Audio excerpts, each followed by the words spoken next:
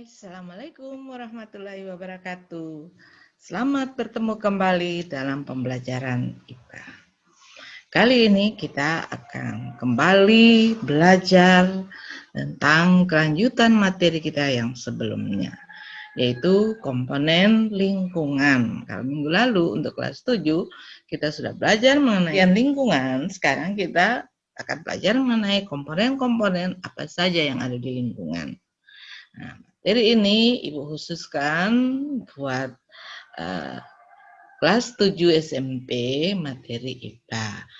Semester genap kurikulum 2013 yang saat ini sementara berjalan. Bersama guru SMP Negeri 9 Manado, Sarita Banteng SPD. Yuk kita belajar bersama dalam kegiatan hari ini. Ibu berharap kalian semua dalam keadaan sehat, dalam keadaan senang, dan dalam keadaan bahagia, dan tidak bersedih ataupun tidak dalam keadaan sakit.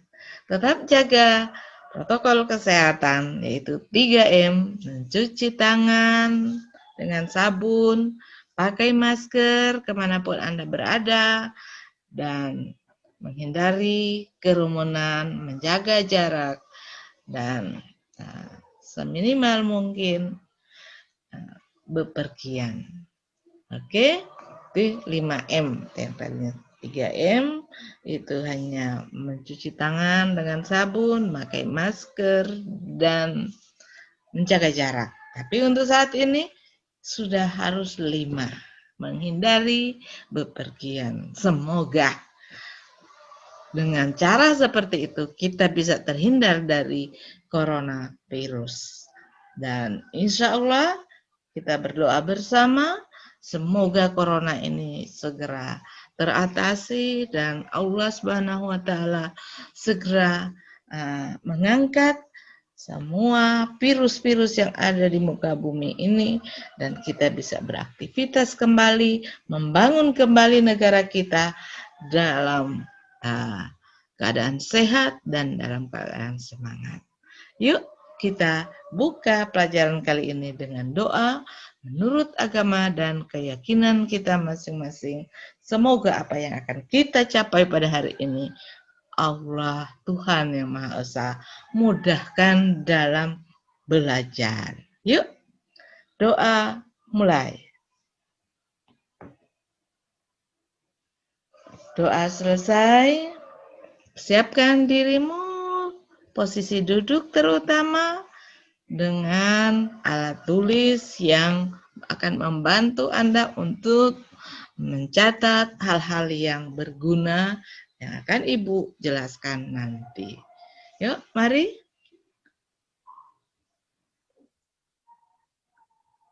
Tujuan pembelajaran yang akan kita capai di kesempatan ini yaitu menjelaskan komponen-komponen lingkungan. Apa saja sih komponen yang ada di lingkungan?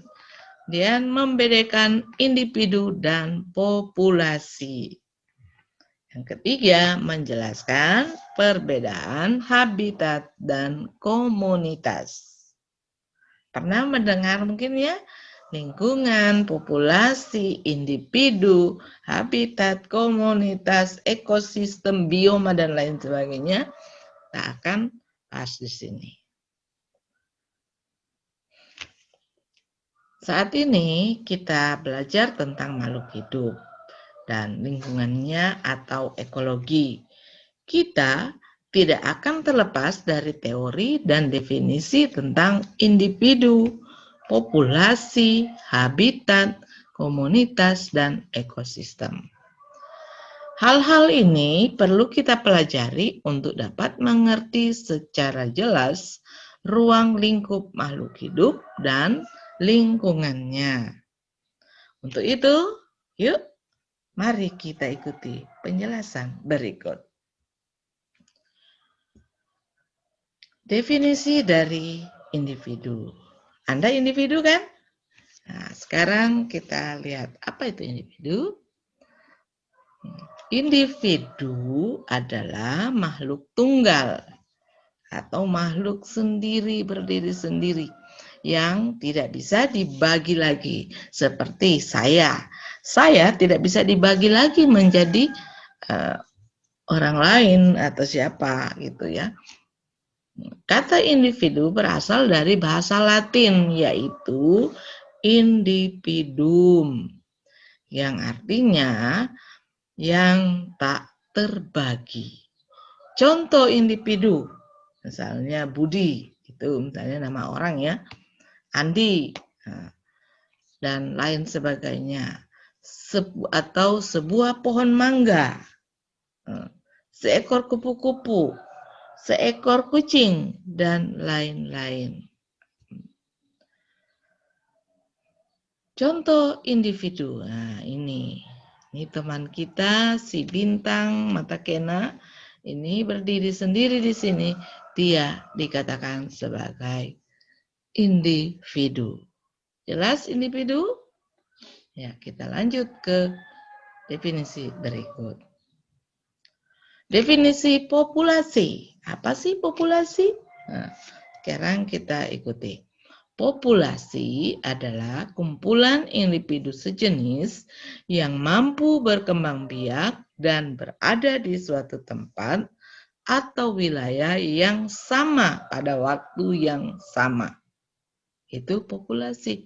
Kumpulan misalnya individu sejenis. Misalnya tadi Ibu jelaskan tadi, contohkan tadi si Bintang. Bintang bertemu dengan Yeremia, bertemu dengan Angelin dan lain sebagainya, sejenis manusia ya, individu berkumpul di suatu tempat dan dalam waktu yang bersamaan, maka hal itu disebut dengan populasi. Jelas? Contoh populasi. Di sebuah danau terdapat populasi ikan, populasi teratai, populasi katak, dan lain-lain. Dan ini contohnya. Selain dari yang dijelaskan di atas, ini contoh dari populasi. Karena sini ada 4 ekor gajah yang sementara berjalan bersama dengan anaknya, 2 indukan dan 2 anaknya. Pernah tahu gajah itu berapa lama masa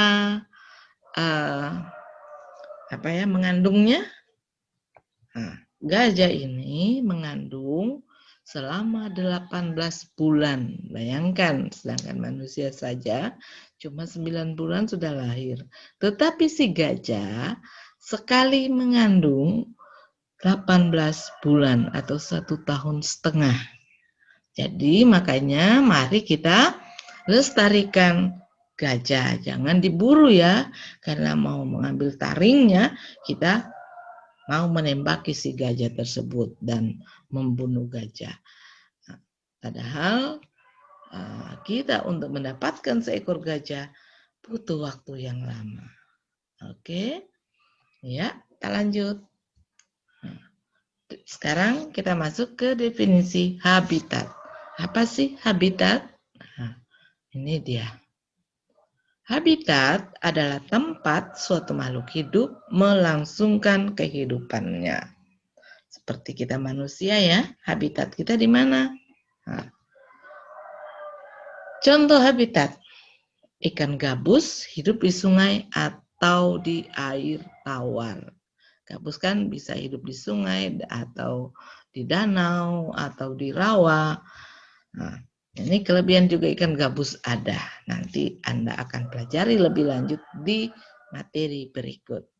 Itu makanya jangan lupa ikuti terus pelajaran dari saya, dan jangan lupa yang bagi Anda yang belum pernah mensubscribe, silakan klik subscribe agar tetap kita belajar ilmu-ilmu selanjutnya. Ya, ini si ikan gabus ini ya, ia melangsungkan seluruh aktivitas hidupnya di sungai atau di air tawar. Ya, melangsungkan seluruh hidupnya sungai atau dalam air tawar.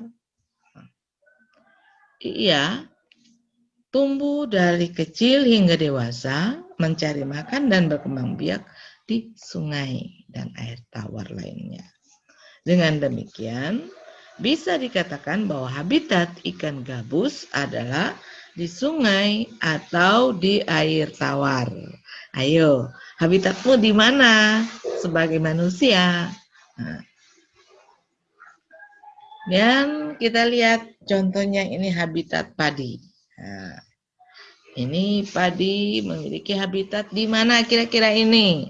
Nah, ini berada di lingkungan sawah yang di dalamnya dialiri air sungai, air tawar, atau bisa berasal dari sungai atau dari bendungan atau dari parit. Ini air yang mengalir di daerah persawahan yang menjadi habitat dari padi yang kita makan sehari-hari, yaitu beras. Asalnya dari sini, dari padi, ya.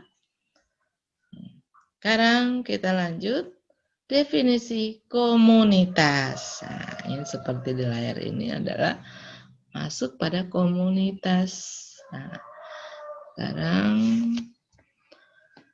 pengertian komunitas. Komunitas adalah kumpulan dari berbagai populasi yang hidup pada suatu waktu dan daerah tertentu yang saling berinteraksi dan mempengaruhi satu sama lain. Seperti yang kita lihat tadi.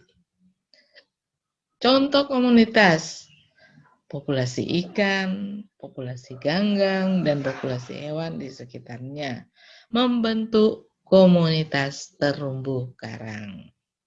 Kan di dalam laut itu ada ikannya, ada populasi ganggang, dan ada populasi hewan lain yang ada di sekitarnya. Nah, membentuk komunitas terumbu karang. Ini kalau di laut. Nah, saat terumbu karang mengalami kerusakan, maka populasi ikan, ganggang, dan hewan lainnya pun akan ikut terganggu. Nah, sama seperti yang terjadi sebelumnya di bulan Januari barusan yang kita alami, karena komunitas dari pohon-pohon dan abiotik yang ada di dalam bumi kita terganggu, maka kita mudah mengalami bencana longsor, banjir, dan lain sebagainya. Ya, kita lanjut. Ini adalah komunitas terumbu karang. Ini terumbu karangnya ini, ya.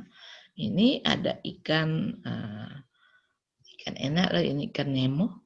Kemudian ikan, kalau orang Manado bilang ini ikan mangail, ikan paling enak loh. Nah, hidupnya di terumbu karang seperti ini.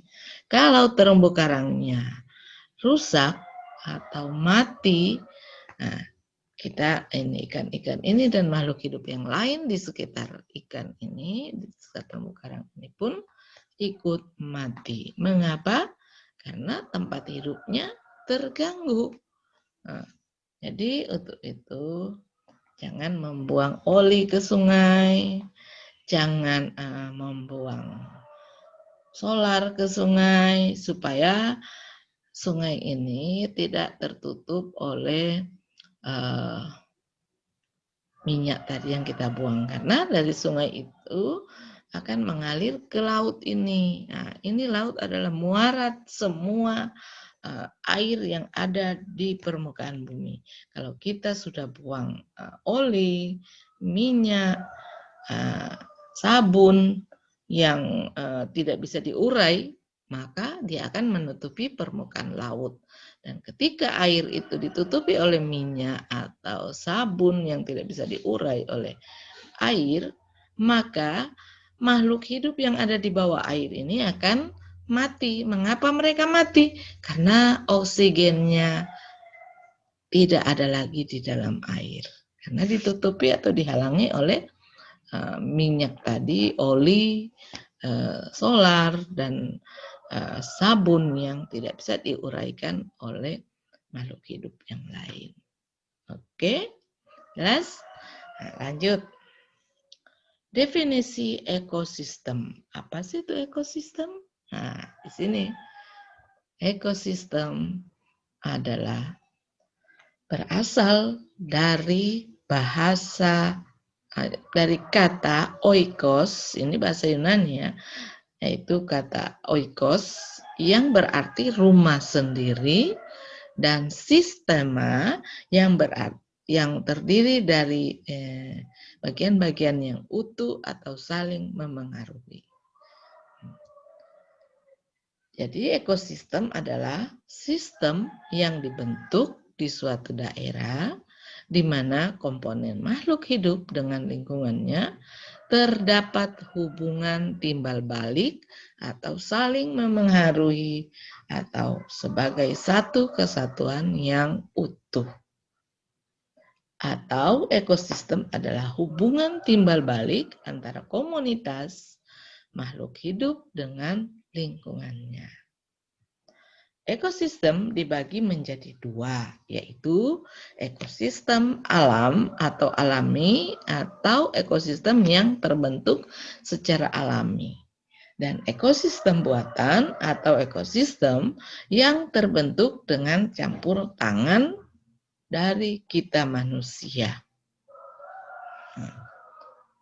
Oke.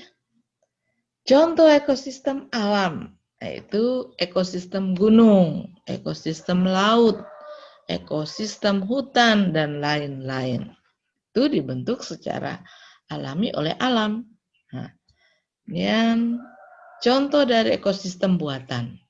Itu contohnya seperti waduk, ekosistem waduk yang sementara saat ini ekosistem buatan yang sementara dibangun di Sulawesi Utara, khususnya Minahasa, itu Waduk Kuil yang ada di Minahasa Utara.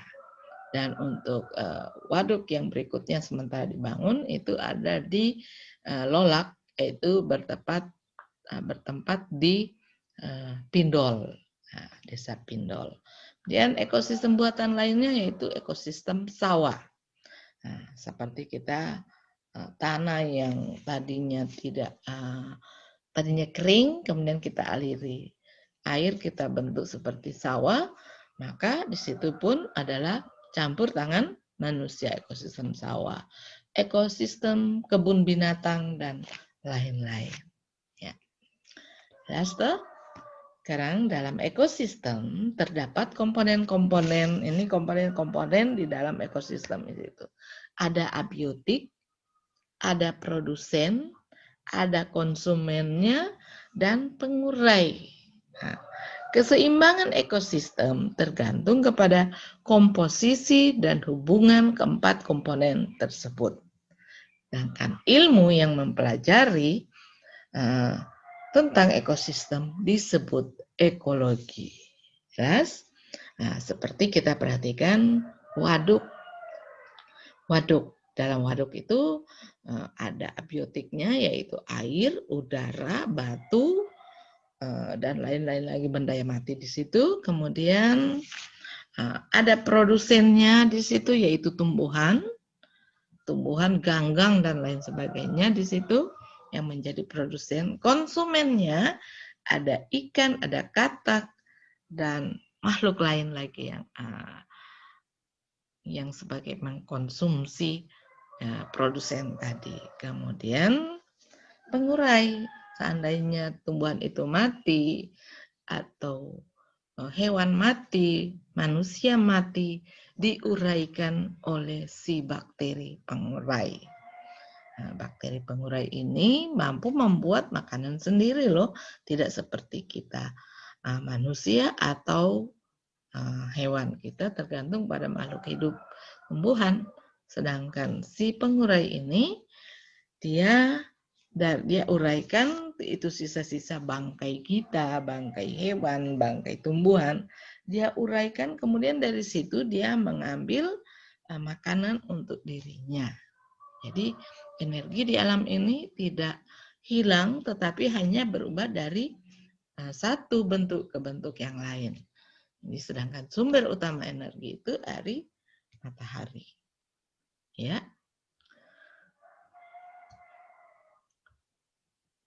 Definisi bioma. Nah, bioma mungkin masih jarang orang mendengar kata bioma. Apa sih itu bioma? Sekarang kita perhatikan definisinya. Bioma berasal dari kata bios yang berarti hidup. Jadi bioma merupakan masyarakat umum dari kehidupan organisasi yang mencapai klimaks dalam suatu wilayah di permukaan bumi. Seperti tundra, kehidupan padang lumut. Nah, tundra itu sejenis lumut yang hidup di padang lumut. Kemudian savana, kehidupan di padang rumput. Nah, kemudian gurun, kehidupan di padang pasir. Di padang pasir itu jangan anggap tidak ada kehidupan. Padang pasir ada kehidupannya. Makanya disebut dengan gurun. Sebagian besar dihuni golongan kaktus ini yang di gurun ya. Kaktus dan hutan mencakup hutan homogen seperti hutan yang berdaun jarum pinus dan hutan heterogen yang dihuni oleh berbagai jenis tumbuhan.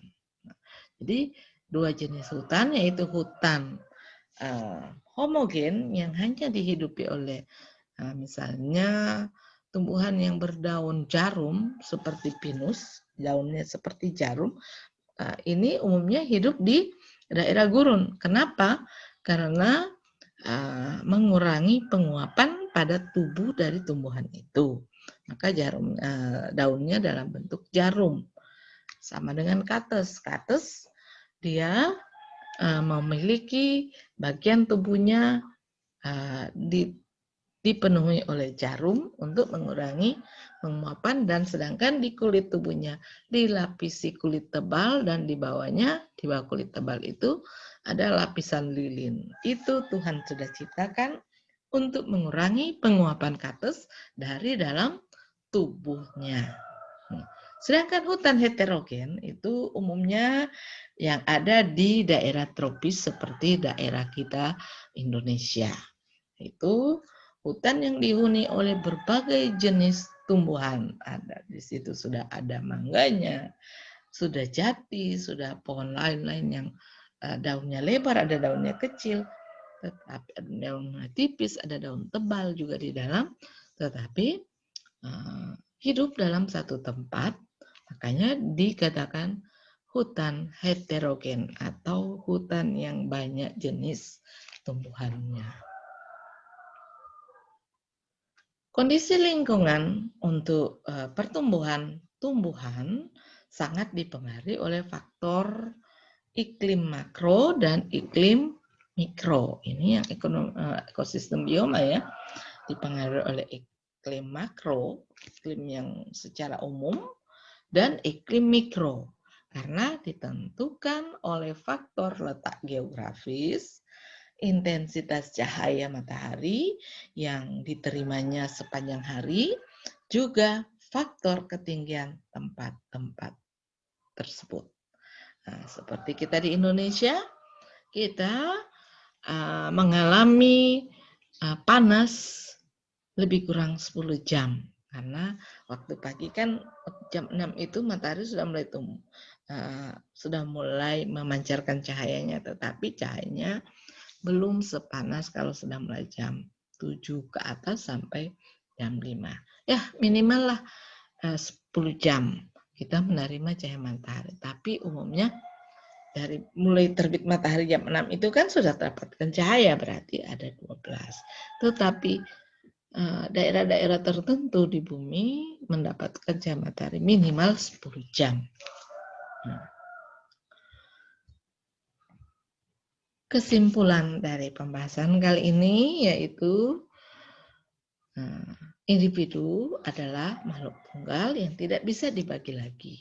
Kata individu sendiri berasal dari bahasa Latin yaitu individuum, yang artinya tak terbagi. Populasi adalah kumpulan individu sejenis yang mampu berkembang biak dan berada di suatu tempat atau wilayah yang sama pada waktu yang sama. Habitat adalah tempat suatu makhluk hidup melangsungkan kehidupannya. Komunitas adalah kumpulan dari berbagai populasi yang hidup pada suatu waktu dan daerah tertentu yang saling berinteraksi dan memengaruhi satu sama lain. Ekosistem adalah hubungan timbal balik antara komunitas makhluk hidup dengan lingkungannya. Ekosistem dibagi menjadi dua, yaitu ekosistem alam atau ekosistem yang terbentuk secara alami oleh alam, dan ekosistem buatan atau ekosistem yang terbentuk dengan adanya campur tangan manusia. Bioma merupakan masyarakat umum dari kehidupan organisasi yang mencapai klimaks dalam suatu wilayah di permukaan bumi ini. Seperti tundra, kehidupan padang lumut, savana, kehidupan di padang rumput, gurun, kehidupan di padang pasir, dan sebagian besar dihuni golongan kaktus. Dan hutan mencakup hutan homogen serta hutan berdaun jarum pinus dan hutan heterogen yang dihuni oleh berbagai jenis tumbuhan. Oke, sampai di situ penjelasan kita dan kita akan masuk ke uji kompetensi. Di sini tujuannya untuk menguji apakah adik-adik memahami penjelasan yang barusan saya jelaskan tadi. Bukan menghakimi ya, tadi saya hanya mau menguji apakah adik-adik paham atau tidak penjelasan saya. Seandainya belum paham, nanti akan dijelaskan lagi. Nah, ini pertanyaannya yang pertama. Perhatikan gambar berikut. Ini gambarnya ya. Nih, perhatikan. Dari gambar di samping, komponen biotik dan abiotik pada gambar tersebut apa saja? Ini ya, komponen di dalam halaman sekolah ini, yang biotik di sini apa saja dan abiotiknya apa saja. Kemudian setelah Anda menjawab, oh biotiknya ini. Kemudian setelah itu abiotiknya apa saja, ini. Nah, berikan penjelasannya, misalnya biotik karena apa. Dikatakan biotik ini karena apa, abiotik karena apa. Jelas? Nah, pertanyaan kedua, perhatikan lagi gambar berikut. Nah, ini gambarnya. Ini gambar pertama. Nah, dan perhatikan ya baik-baik. Nanti akan ada pertanyaan sebelah. Nah, ini gambar kedua. Dan pertanyaannya, dari dua gambar ini, gambar 1 dan gambar 2, yang ada di samping ini, manakah yang termasuk populasi? Apakah gambar pertama atau gambar kedua? Nah, sekarang berikan setelah Anda menjawab gambar 1 atau ke gambar 2, berikan alasan atas jawabanmu. Seandainya di gambar 1 Anda katakan mobil, ini ada banyak mobil, mobil itu adalah populasi, berikan alasannya ya. Pertanyaan ketiga, perhatikan lagi gambar berikut. Ini ekosistem di mana ini ya. Gambar 1, ini gambar 2. Nah, sekarang pertanyaannya, dari kedua gambar ini, gambar 1 dan gambar 2 ini, manakah yang merupakan habitat? Nah, berikan alasan mengapa Anda memilih gambar 1 ataupun gambar 2 sebagai habitat.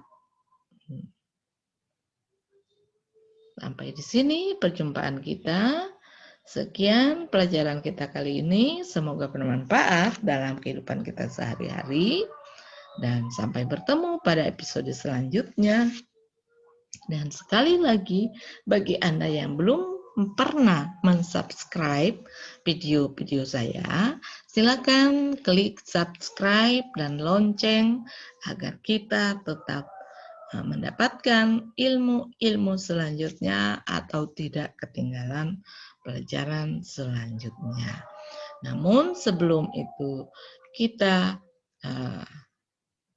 tutup dengan doa, semoga apa yang kita pelajari hari ini dapat tertanam dan dapat kita aplikasikan dalam kehidupan kita. Kita berdoa menurut keyakinan kita masing-masing. Berdoa, mulai. Doa selesai, terima kasih atas perhatiannya. Sampai berjumpa kembali di episode selanjutnya. Assalamualaikum warahmatullahi wabarakatuh. Bye, tetap jaga kesehatan. Oke.